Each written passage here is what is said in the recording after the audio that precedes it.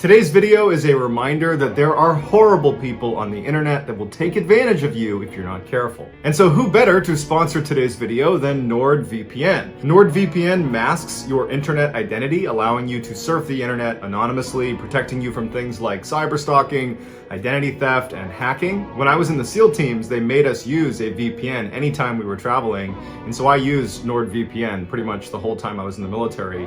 And then when I got out again, I just kept using it because I became so accustomed to protecting my identity when I was online. And now is a great time to sign up for NordVPN if you're not already, because we got you a 68% discount. That means it'll be like $3 a month. And if you sign up now for the 2-year plan, they will throw in an additional month for free. And there's a 30-day money-back guarantee, so there's virtually no risk, besides you not using the VPN and getting taken advantage of. So if you want to protect yourself against some of the creeps that I'm going to talk about in today's video, click the link in my description, that is nordvpn.com/MrBallen, or use the code MrBallen. That is again nordvpn.com/MrBallen, or use the code MrBallen. Also, I just found out the like button does not use NordVPN, or any VPN for that matter, so please hack their computer and steal their identity. All right, let's get into today's stories.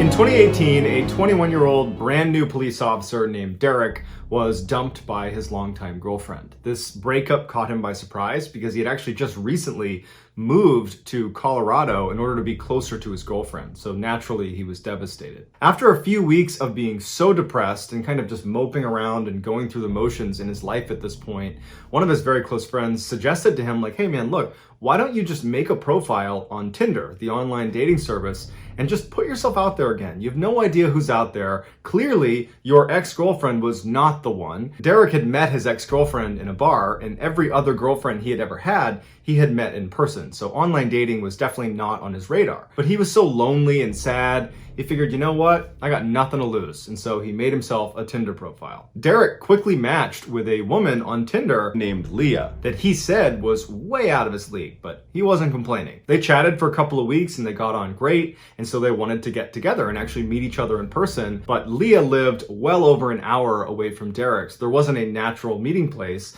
And they're going back and forth about where they want to go. And finally, Leah just says, hey, why don't you just come to my town? There's this great park that I go running in all the time, and they have this awesome field that's on a slope, and you can lay on it and look up through the trees and you can see the stars. And so that would be a cool thing to do on our first date, go stargazing together. So the date night finally came, and Derek was really excited. He was nervous too, because even though they talked on the phone, this is the first time they're going to see each other.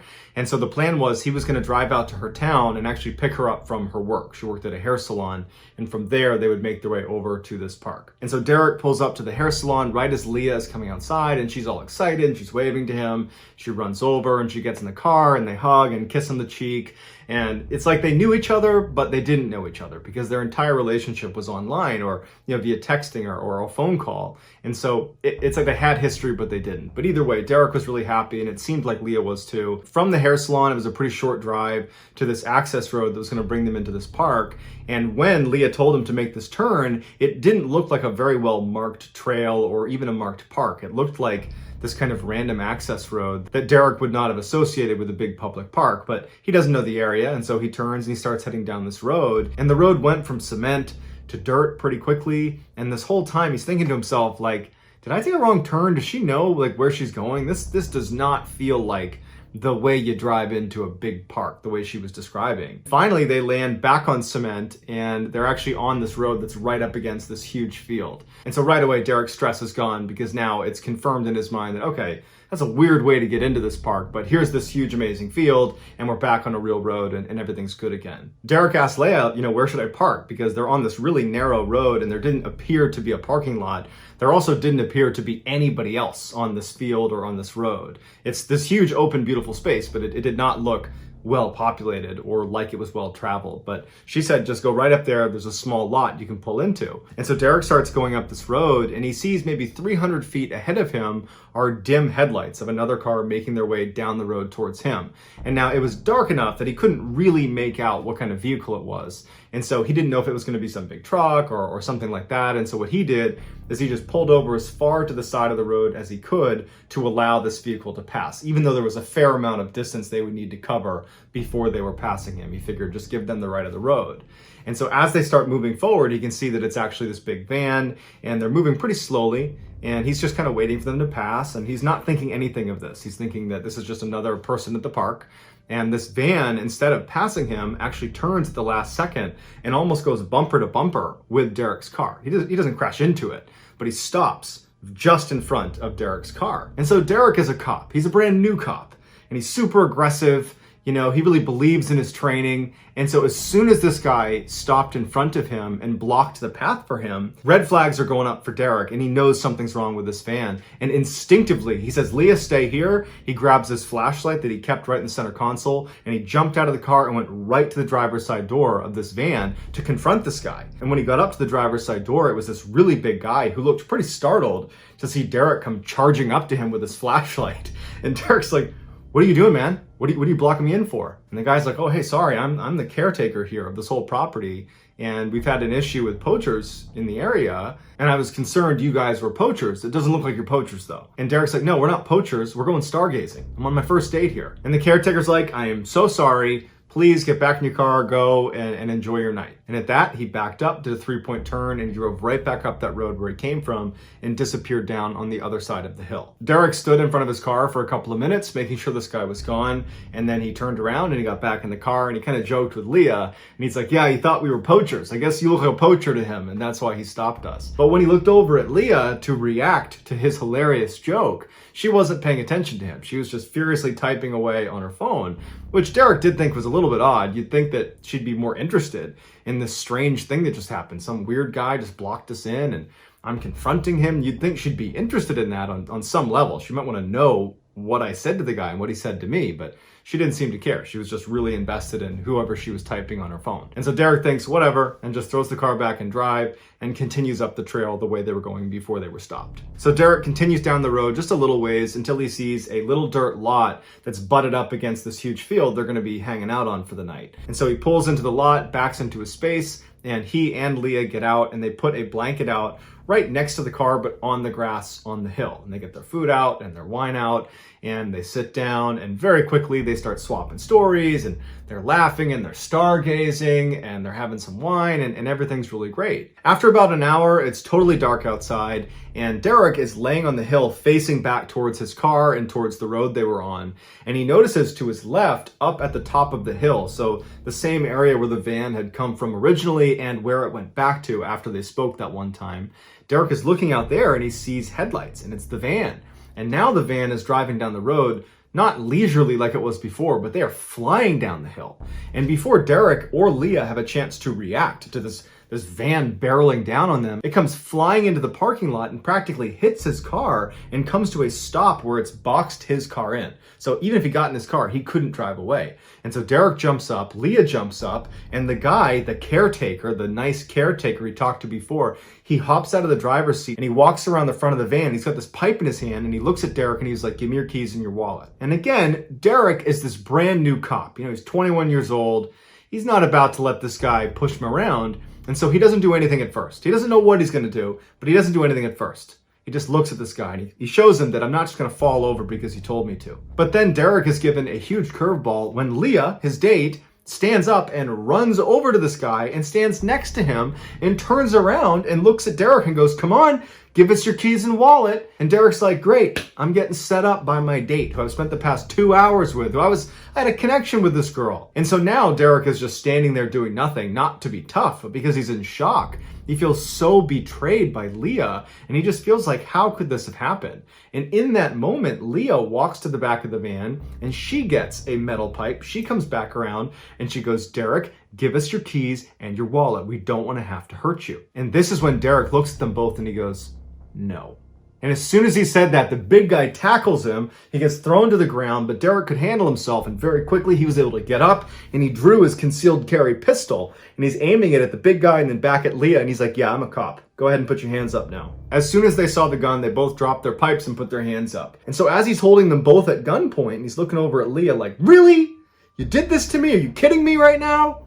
As he's doing that, he has to get his cell phone out of his pocket, type in 911, and then call dispatch and had to say who he was, what his badge number was, what happened, and where he is. And where he is was difficult to describe. And so as he's trying to explain these directions, and he's saying, yep, go left at the light, and then there's a gas station there, you're gonna go up this field, you're gonna see me, I got these two people at gunpoint. As he's doing that, Leah and the caretaker look at each other, and they just turn around and bolt. They figure he's distracted, we can at least get behind the van and run into the forest before he's gonna catch us. And so instinctively, he takes off running after them, and he chases them for about 30 seconds into the tree line before he starts hearing gunshots. And they weren't his, someone's shooting at him, and he sees the muzzle flash out in the middle of the forest, and he's like, yeah, I'm not doing this. He turns around, runs back to his vehicle, he starts it up, and he has to basically smash into the van, back into the fence over and over again, like Austin Powers, like a 25-point turn, before he was barely able to grind his way out and peel out of this park. And so Derek pulls into the nearest gas station, he calls up dispatch, and he says, hey, I just called 911 like 5-10 minutes ago, and I dropped the call because I was chasing somebody. Here's my name, here's my badge number, I'm now at this gas station, can you send a couple of police officers over to my location now? And they said, yep, we'll send some to you. And so a police cruiser shows up with 2 officers inside that Derek recognized. They were senior to him, and they got out, and he explained again what happened, and they kind of gave him a hard time for getting catfished on his very first date, but at the same time, they knew it could have gone really badly. And so they decide they're going to load up in the police cruiser together, all 3 of them, and drive back up to the park. And so they get up to the park, and Derek points ahead, and he goes, that's the van, it's still here.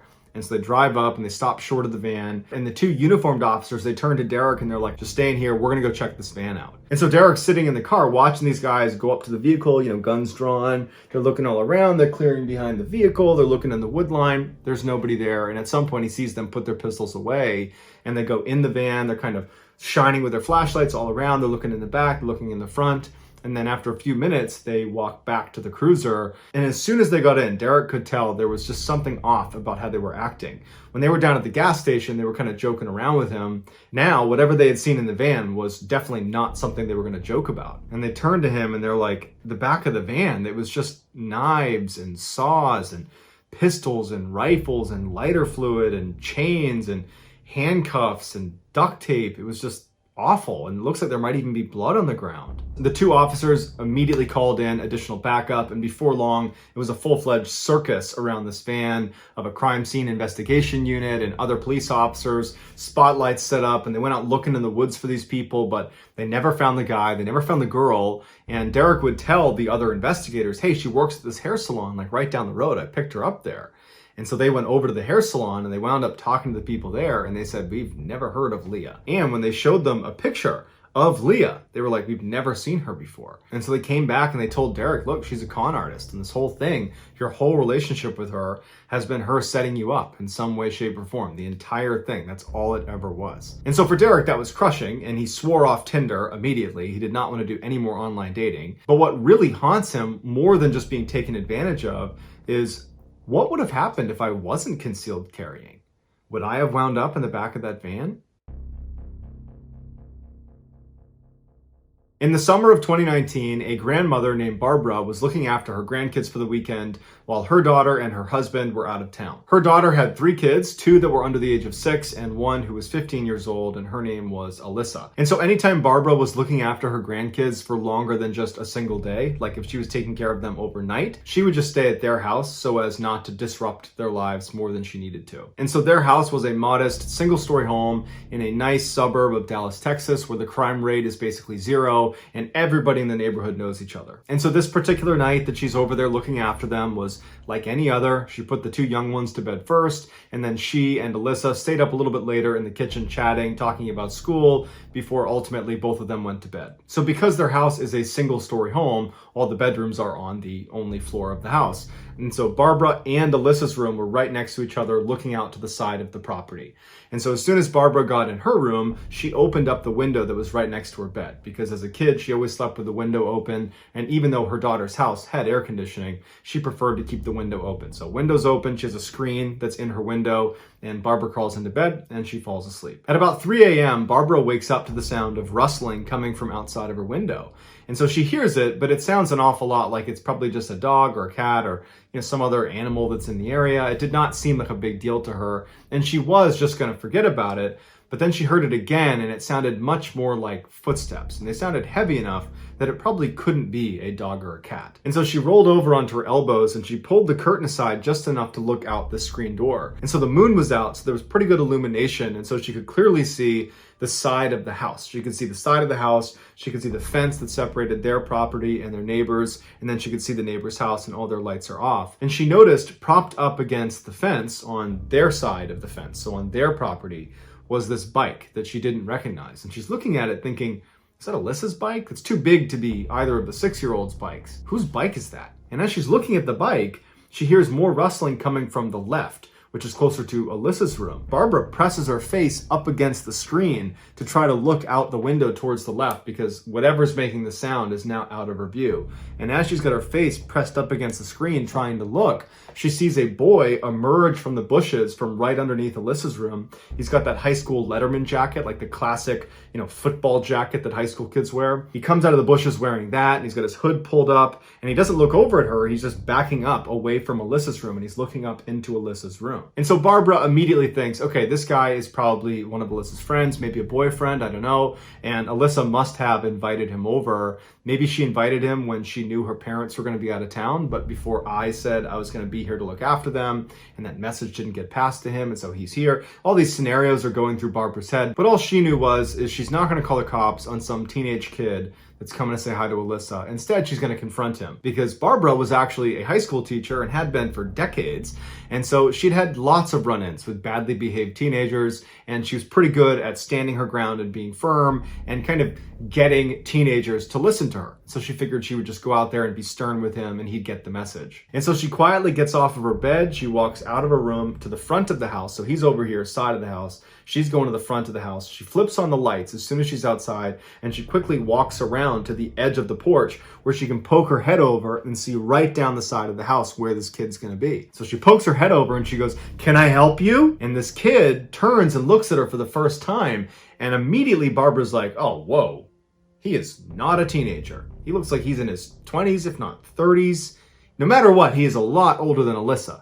And it caught her so off guard, she didn't really know how to react to it. She was just looking at this guy who looks so much older, but he's got a bike and he's wearing a Letterman jacket. And so Barbara's a little bit confused. And so she's thinking to herself, okay, it's possible that he could just be one of those kids that looks a lot older than he really is. But somewhere in the back of her mind, she's thinking, this doesn't feel right.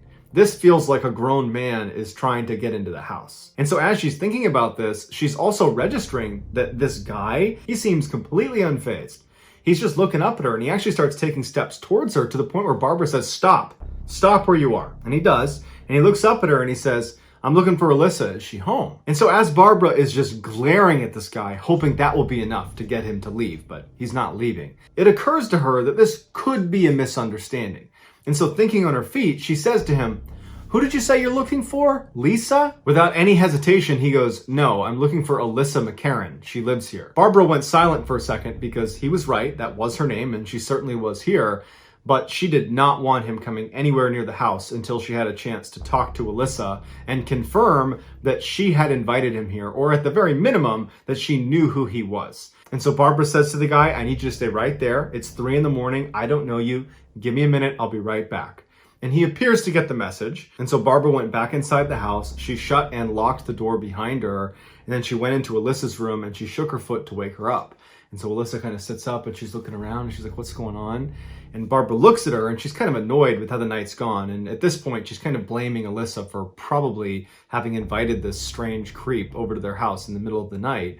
And she says to Alyssa, did you invite a boy here tonight? And Alyssa's like, no, what are you talking about? Barbara narrowed her eyes and she said, well, there's a boy outside that clearly knows you. He asked for you by name, and he knows you live here, and he's outside right now. Can you please go out there and tell him that coming over unannounced at 3 a.m. is not very polite, and he shouldn't do it again? Alyssa's confused, and she's looking at her grandmother like, what are you talking about? And so she leans back and she opens the curtain of her window and she looks outside, and immediately she pulls her head back in and she says, Grandma, he asked for me by name? And Barbara's like, yeah, he said Alyssa McCarran lives here. And Alyssa's like, we have to call 911. I've never seen him before in my life. Suddenly, everything made sense for Barbara. This was a stranger. This is not a friend. This is probably a grown man, and he was probably trying to break into Alyssa's room. And so as she's having this realization, they both hear footsteps out on the front porch. And at this, Barbara goes into full protective grandmother mode, and she tells Alyssa, stay in your bed, do not move. And Barbara runs out of her room. She goes into her bedroom, and she shuts that window and locks it, and then runs to the front of the house to make sure that door was locked, because she thought she locked it when she came in, but she wasn't 100% sure. She gets right in front of it, and she can see that it's locked. And now she's standing right on the other side of the door, kind of waiting to see what's going to happen. And this guy is standing on the porch, but obscured. She can't see him because he's on the other side of the door. And it's silent for a second.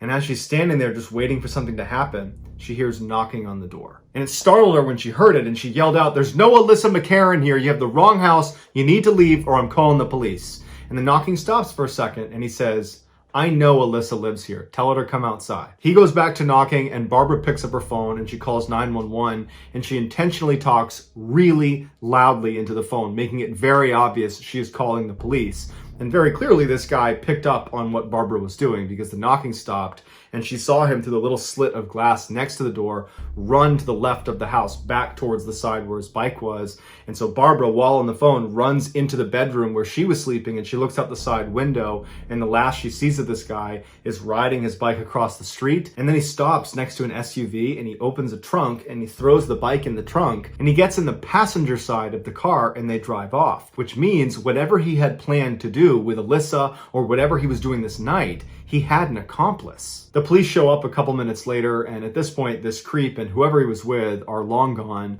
but Barbara still gives her description of the vehicle and description of the night and what happened, and the police told her that over the past couple of weeks, they've gotten very similar reports from other households where there are young girls inside of the house. Apparently, this boy was actually a grown man that would use social media to figure out where kids lived, and then he would dress up like a teenager, and then he would go stalk them. And so whatever Alyssa had listed online, he had been able to deduce that she lived there, and who knows how long he had been looking in the window at her at night.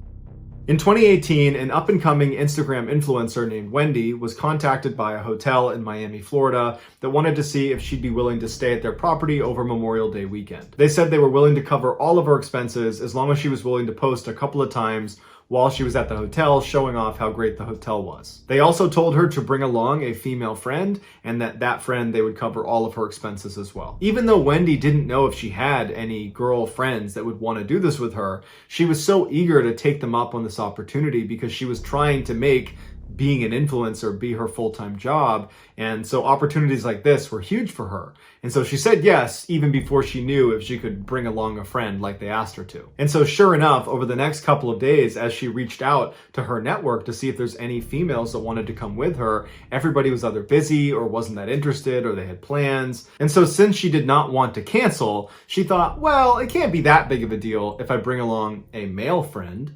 And so she reached out to her good friend Mitch, who's this 6'4" athletic guy who was just one of her close friends. And she said, hey, would you mind coming along with me to this thing in Miami over Memorial Day weekend? I need someone to go with me. They asked for a female, but you're gonna have to do. And so Mitch agreed to do it, and Wendy thought to herself, well, worst case scenario is they're not willing to pay for Mitch's, expenses, and that she would pay for them, and she told Mitch as much.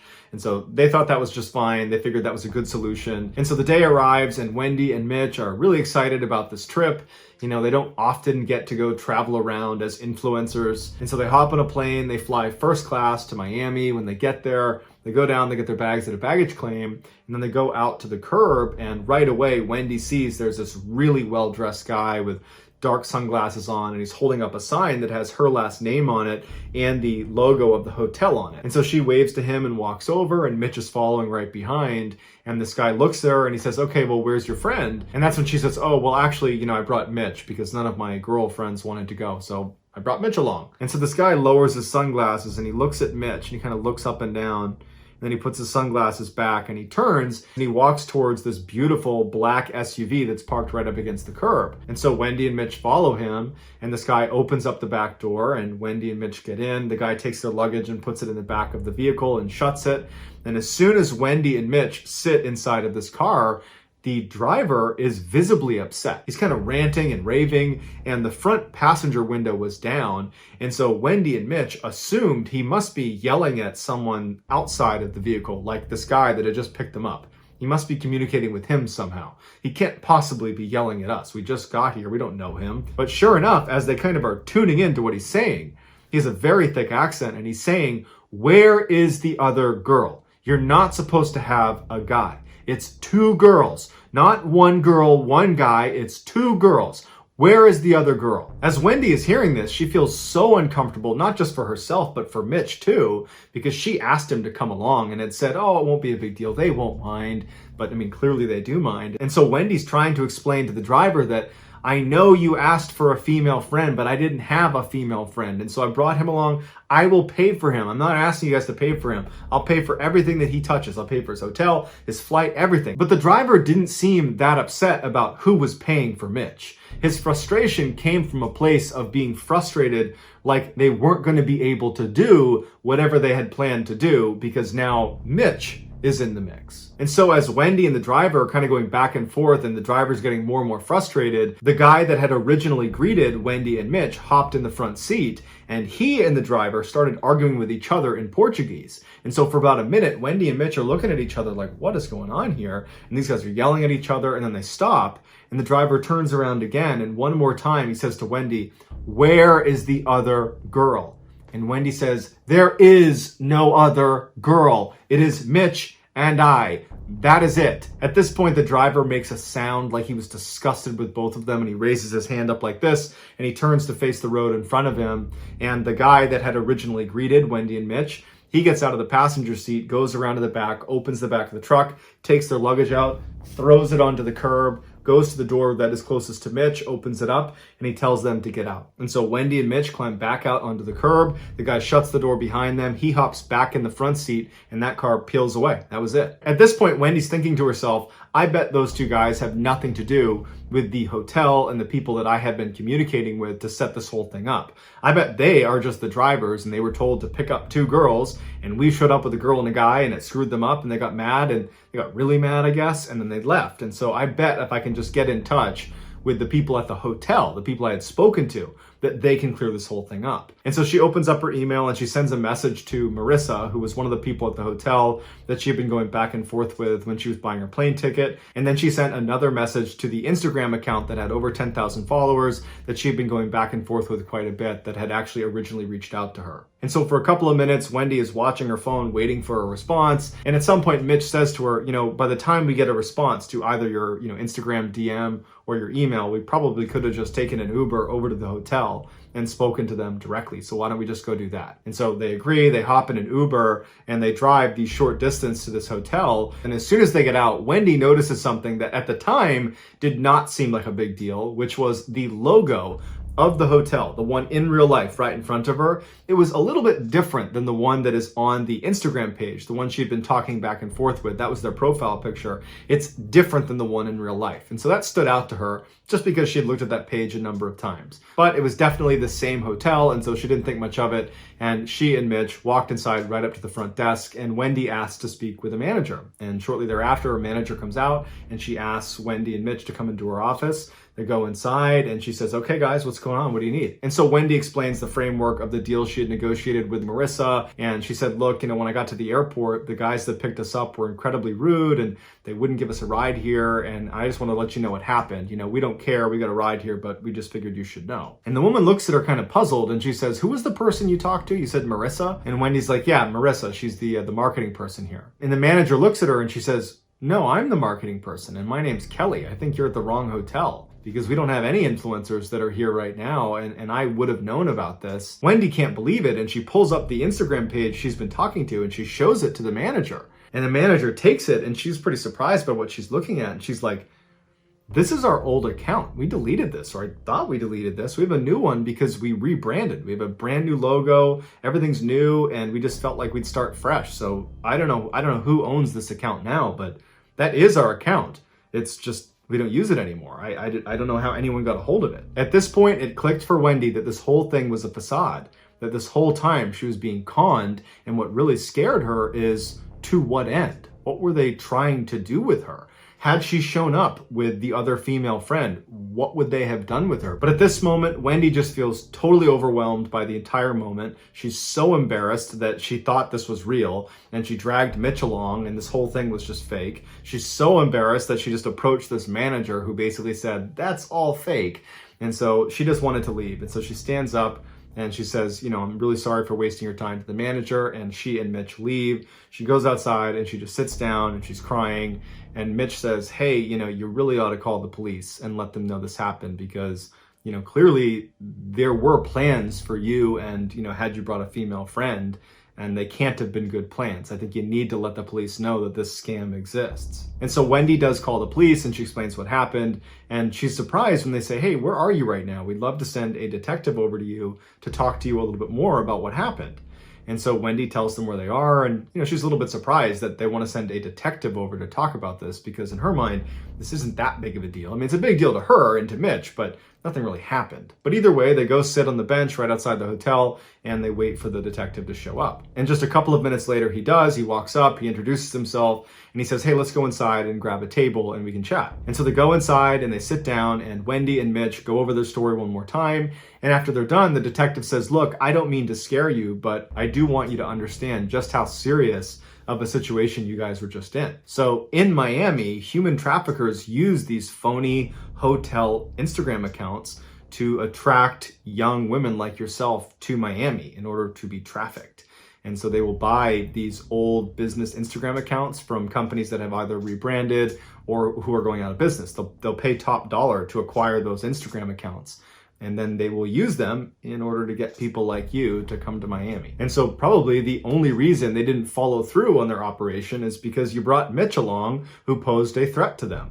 And so that's why they were upset with you, and that's why they decided it wasn't worth it. So even though this must have been incredibly traumatic for you, I'm sure you were spared a much worse fate. So that's gonna do it, guys. I hope you enjoyed today's stories. If you found the secret somewhere in the video, tell us in the comments what it is and where you found it. Give us the timestamp, and if you're the first to do that, we will pin you at the top of the comments section. If you enjoyed today's video and you haven't done this already, remember the like button does not use NordVPN or any VPN for that matter, so please hack their computer and steal their identity. Also, please subscribe to our channel and turn on all notifications so you don't miss any of our weekly 3, 4, even 5 video uploads. If you want to get in touch with me, you can direct message me on Instagram or on Twitter. My username for both platforms is the same. It's JohnBallen416. I also have a ton of content over on TikTok where my username is MrBallen.